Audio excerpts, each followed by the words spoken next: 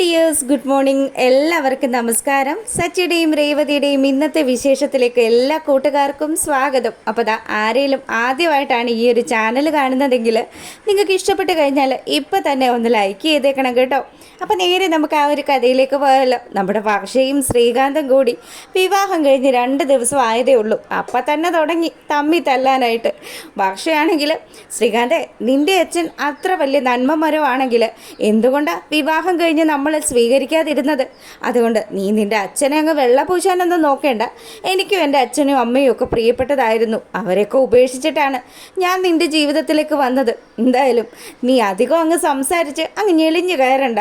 പക്ഷേ എൻ്റെ അച്ഛനെക്കുറിച്ച് നീ ആവശ്യമില്ലാത്ത കാര്യങ്ങളൊന്നും പറയണ്ട. നിൻ്റെ അച്ഛൻ ഒറ്റൊരുത്തൻ കാരണമാണ് എൻ്റെ അച്ഛൻ അങ്ങനെ ഒരു കേസിൽ പെട്ടത്. നിൻ്റെ അച്ഛനൊന്ന് ക്ഷമിക്കാമായിരുന്നല്ലോ. അതുമല്ല പക്ഷേ, നമ്മളിപ്പോൾ എടുത്തു ചാടി വിവാഹം കഴിച്ചത് തന്നെ തെറ്റായിപ്പോയി. എന്തൊക്കെയാണ് ശ്രീകാന്ത് നീ പറയുന്നത്? എൻ്റെ എല്ലാ സന്തോഷങ്ങളും നീ നശിപ്പിച്ചില്ലേ? ഇനി നിന്നോട് സംസാരിച്ച് നിൽക്കാൻ എനിക്ക് നേരമില്ലാന്നും പറഞ്ഞ് വർഷ ദേഷ്യപ്പെട്ട് അവളുടെ ബാഗും ഒക്കെ എടുത്തുകൊണ്ട് ഇറങ്ങാൻ തുടങ്ങുക. അപ്പം ശ്രീകാന്ത് പറഞ്ഞു, വർഷ നീ പോവരുത്, നീ അവിടെ നിൽക്ക്. എനിക്ക് എൻ്റെ വിഷമങ്ങൾ മുഴുവനും നിന്നോടല്ലാതെ ആരോടെ പറയേണ്ടത്? എനിക്ക് നിന്നെ പറയുന്ന കാര്യങ്ങളൊന്നും കേൾക്കാൻ നേരമില്ലാന്നും പറഞ്ഞ് വർഷയാണെങ്കിലോ അവിടുന്ന് ദേഷ്യത്തിൽ ഇറങ്ങിപ്പോവുക. പിന്നീടാണെങ്കിൽ നമ്മുടെ സച്ചിയെ കാണിക്കുക കേട്ടോ. സച്ചി അവൻ്റെ ആ ഒരു ടാക്സി സ്റ്റാൻഡിൽ അങ്ങനെ നിൽക്കുക. അപ്പോൾ മഹേഷ് കൂടെയുണ്ട്. പുള്ളിക്കാരൻ പറഞ്ഞു, എടാ സച്ചി, കാര്യങ്ങളൊക്കെ എന്തായി? അച്ഛൻ ഇപ്പോൾ ഓക്കെ ആയോ? ആ, അച്ഛൻ ഓക്കെ ആയി വരുന്നടാ. എന്ത് ചെയ്യാനാ, അച്ഛൻ നമ്മൾ വിചാരിക്കുന്ന പോലെയൊന്നും അല്ല. ശ്രീകാന്ത് അങ്ങനെ അച്ഛനൊരു പണി കൊടുക്കുമെന്ന് അച്ഛൻ സ്വപ്നത്തിൽ പോലും വിചാരിച്ചിട്ടില്ല. എല്ലാത്തിനും കാരണക്കാരി ആ രേവതിയാണെന്നും പറഞ്ഞ് സച്ചി ഇങ്ങനെ ദേഷ്യത്തിൽ നിൽക്കുമ്പോഴാണ് നമ്മുടെ മഹേഷിൻ്റെയും സച്ചിയുടെയും ഒരു ഫ്രണ്ട് വിവാഹം വിളിക്കാൻ വരുന്നത്. അപ്പം അവനെ കണ്ടതും, നിനക്ക് ഒത്തോ കല്യാണം?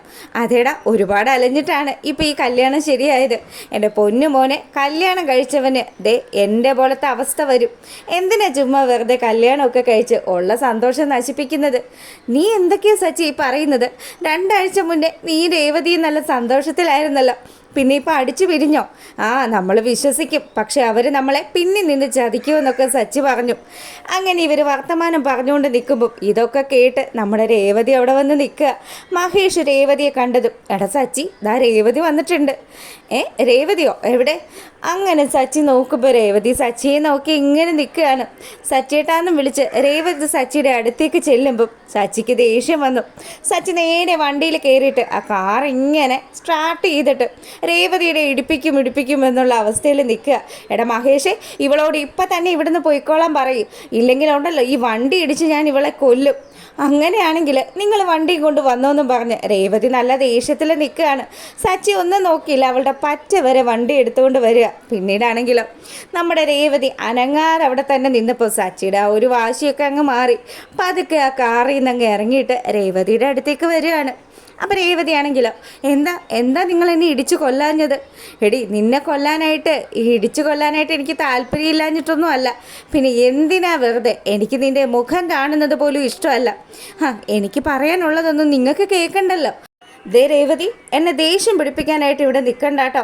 നിൻ്റെ മുഖം കാണുന്നത് പോലും എനിക്ക് വെറുപ്പാണ്. സച്ചിയേട്ടാ, ഞാൻ ഇങ്ങോട്ട് പോകണമെന്നാണ് നിങ്ങൾ ഈ പറയുന്നത്? നിങ്ങളുടെ വീട്ടിലേക്ക് ചെന്നപ്പോൾ നിങ്ങളവിടെ എന്നെ കയറ്റരുതെന്നും പറഞ്ഞ് അമ്മയും നിങ്ങളുടെ ചേട്ടനും ഒക്കെ കൂടി എന്നെ പുറത്താക്കി.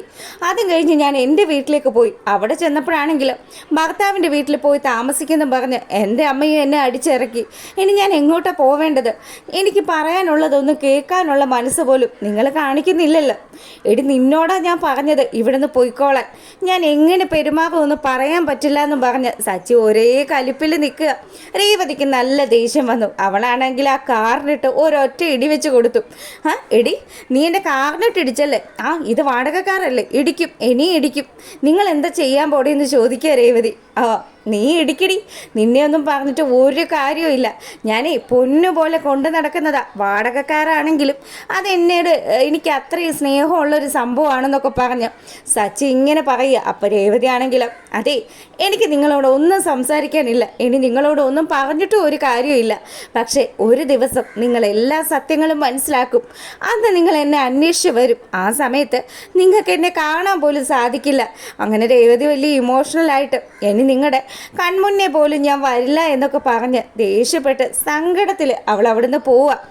എവിടേക്കാന്ന് വെച്ചാൽ പോട്ടെ. എടാ സച്ചി, നീ ഈ കാണിക്കുന്നത് എന്തൊക്കെയാണ്?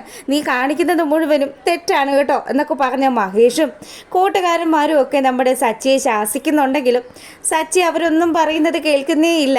അങ്ങനെ അതൊക്കെ കഴിയുമ്പോഴാണെങ്കിലും നമ്മുടെ വർഷത ഡബ്ബിംഗ് സ്റ്റുഡിയോയിലെത്തി. സാറാണെങ്കിലോ നമ്മുടെ വർഷയെ കണ്ട പാട് തന്നെ, അല്ല വർഷേ, 10 ദിവസത്തെ അവധിയൊക്കെ ചോദിച്ചിട്ട് ഇതെന്താ ഇപ്പം തന്നെ പോകുന്നത്? ഒന്നുമില്ല സാറേ, സാർ എന്താ ഡബ് ചെയ്യേണ്ടത്? ഇങ്ങോട്ട് താ, ഞാൻ ആ സ്ക്രിപ്റ്റ് ഒന്ന് വായിക്കട്ടെ എന്നും പറഞ്ഞ് അവൾ അത് എടുത്ത് വെച്ച് വായിക്കാൻ തുടങ്ങി. അപ്പോഴാണ് അവൾക്കൊരു കാര്യം പിടികിട്ടിയത്. തൻ്റെ ജീവിതത്തിൽ നടക്കുന്ന സംഭവങ്ങളാണ് ഇപ്പം ഇങ്ങനെ എഴുതി വെച്ചിരിക്കുന്നത്. എൻ്റെ സാറേ, ഇതൊക്കെ ഭയങ്കര ഡയലോഗുകളാണല്ലോ.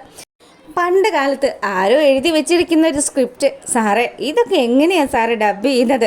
മോളെ, പ്രേമം എന്ന് പറയുന്നത് എപ്പോഴും പൈങ്കിളിയാണ്. സത്യം പറയും, നീയും അവനും തമ്മിൽ ഉടക്കിയോ എന്ന് ചോദിക്കുക അങ്ങേര്. ഒന്നുമില്ല സാറേ എന്നും പറഞ്ഞ് വർഷം അത് ഡബ് ചെയ്യാൻ തുടങ്ങുക. അപ്പോൾ ഈ സമയമാണെങ്കിൽ നമ്മുടെ ശ്രീകാന്തും റെസ്റ്റോറൻറ്റിലെത്തി. ഇനിയിപ്പം ശ്രീകാന്തിനെ കണ്ട പാടെ കൂട്ടുകാരൻ ചോദിച്ചു, അല്ലടാ, നീ കുറച്ച് ദിവസം അവധിയായിരിക്കും എന്ന് പറഞ്ഞിട്ട് എന്താ ഇപ്പോൾ പോകുന്നത്? ഒന്നുമില്ലടാ, ഇപ്പോൾ കല്യാണമൊക്കെ കഴിഞ്ഞു, ചിലവും കാര്യങ്ങളൊക്കെ ഉണ്ടല്ലോ, അതുകൊണ്ട് ഞാനിങ്ങ് പോന്നു. സച്ചി ഇവിടെ വന്ന് എന്തൊക്കെ പ്രശ്നങ്ങൾ ഉണ്ടാക്കിയെന്നോ. അവൻ ഇവിടെ വെച്ചിരുന്ന പൂച്ചട്ടി വരെ തല്ലി ഉടച്ചിട്ടാണ് പോയത്. നീ ഇവിടെ വന്നെന്നറിഞ്ഞാൽ നിന്നെ പിടിക്കാൻ അവൻ ഇവിടെ വരും. അതുകൊണ്ട് നീ പോയിക്കോടാ, കുറച്ച് ദിവസം കൂടി നീ ലീവ് എടുക്ക്. എന്തിനാടാ, കൂടിപ്പോയ അവൻ എന്നെ തല്ലിക്കൊല്ലും, ഇത്രയല്ലേ സംഭവിക്കുകയുള്ളൂ. അങ്ങനെ ഇവർ പറഞ്ഞുകൊണ്ട് നിൽക്കുമ്പോഴത്തേക്കിനും സച്ചി കുറച്ച് കാശൊക്കെ കൊടുത്ത് ഒരു സെക്യൂരിറ്റി അറേഞ്ച് ചെയ്തിട്ടുണ്ടല്ലോ. പുള്ളിക്കാരൻ്റെ ഇതൊക്കെ കണ്ട് നിൽക്കുകയാണ്. നമ്മുടെ സച്ചിക്ക് ന്യൂസും എത്തിച്ചു കൊടുക്കുന്നുണ്ട്. അപ്പോൾ സച്ചിയാണെങ്കിൽ മെസ്സേജ് വന്നതും ഫോൺ എടുത്ത് നോക്കി. അവങ്ങാരും പുള്ളിക്കാരന് നല്ല ദേഷ്യം വന്നു. എടാ മഹേഷ്, വണ്ടിയിൽ കയറിക്കേ, നമുക്കൊരു സ്ഥലം വരെ പോകണമെന്ന് പറഞ്ഞു. എങ്ങോട്ടാണ് സച്ചി ഇപ്പോൾ ഈ പോകുന്നത്? നീ വാ, ഒരുത്തൻ പൊങ്ങിയിട്ടുണ്ട്, അവനെ നമുക്ക് പിടിക്കാമെന്നും പറഞ്ഞ് നേരെ നമ്മുടെ ശ്രീകാന്തിൻ്റെ റെസ്റ്റോറൻറ്റിലേക്ക് വരികയാണ്. അവിടെ വന്നതും ശ്രീകാന്തിനെ എടുത്തിട്ട് അലക്കി നമ്മുടെ സച്ചി. ശ്രീകാന്താണെങ്കിലും, സച്ചി, ഞാനൊന്ന് പറയുന്നത് നീ ഒന്ന് കേൾക്ക്. നീയും എൻ്റെ ഭാര്യയും കൂടി എന്നെ ചതിച്ചില്ലേടാ, നീ നമ്മുടെ കുടുംബത്തെ മൊത്തം അല്ലേടാ ചതിച്ചത് എന്നൊക്കെ പറഞ്ഞ് ശ്രീകാന്തിൻ്റെ ഷർട്ടിന് കുത്തിപ്പിടിച്ച് 2-3 ഇടിയൊക്കെ അങ്ങ് കൊടുത്തു. സച്ചിയുടെ ഇടിയൊക്കെ കൊണ്ട് അവശനായി നിൽക്കുന്ന നമ്മുടെ ശ്രീകാന്ത് സച്ചിയോട് പറയുന്നുണ്ട്, ഏട്ടത്തി ഒരു തെറ്റും ചെയ്തിട്ടില്ല, മിണ്ടിപ്പോകരുത് നീ എന്നും പറഞ്ഞ് സച്ചി ദേഷ്യത്തിൽ തന്നെ നിൽക്കുകയാണ്. അങ്ങനെ ഈ സങ്കടവും ദേഷ്യവും ഒക്കെ പോയി നമ്മുടെ സച്ചി ബാറിൽ പോയി വെള്ളം അടിച്ച് തീർക്കുകയാണ്. കൂട്ടുകാരനാണെങ്കിലോ, എൻ്റെ സച്ചി, നീ ഇപ്പം കുറച്ച് നാൾ ഈ ശീലമൊന്നും ഇല്ലാതിരുന്നതാണല്ലോ, വീണ്ടും നീ ഇത് തുടങ്ങിയല്ലേ, മനസ്സമാധാനം വേണ്ടേടാ. നീ പറയുന്ന പോലെയല്ല ആ രേവതി ഉണ്ടല്ലോ. രേവതി എന്ത് തെറ്റ് ചെയ്തു എന്നാണ് നീ പറയുന്നത്? നിന്നോടല്ല ഞാൻ പറഞ്ഞത് അവളെക്കുറിച്ച് എന്നെ ഓർമ്മിപ്പിക്കരുതെന്ന്. അങ്ങനെ സച്ചി രേവതിയെക്കുറിച്ച് പറഞ്ഞതും ദേഷ്യപ്പെട്ടിരിക്കുന്നതൊക്കെ കാണിച്ചുകൊണ്ടാണ് ഇന്നത്തെ വിശേഷം അവസാനിക്കുന്നത്. അപ്പോൾ നാളെ എന്തായാലും നമ്മുടെ സച്ചി രേവതി അന്വേഷിച്ചൊക്കെ ഒരു പോക്ക് പോകുന്നുണ്ട്. ആ വിശേഷങ്ങളുമായിട്ട് വൈകുന്നേരം വരുന്നതായിരിക്കും. അപ്പോൾ നിങ്ങൾക്ക് ഇഷ്ടമായിട്ടുണ്ടെങ്കിൽ ഇപ്പം തന്നെ നമ്മുടെ ചാനൽ ഒന്ന് ലൈക്ക് ചെയ്തേക്കുക. അപ്പം സബ്സ്ക്രൈബ് ചെയ്ത് കാണാത്തവരൊക്കെ ഒന്ന് സബ്സ്ക്രൈബ് ചെയ്ത് കൂടെ സപ്പോർട്ട് ചെയ്തേക്കണം. എല്ലാവർക്കും നല്ലൊരു ദിവസം ആശംസിച്ചുകൊണ്ട് നമ്മൾ ഇന്നത്തെ വീഡിയോ വൈൻഡപ്പ് ചെയ്യാണ്. അപ്പോൾ ഓക്കെ, താങ്ക് യു.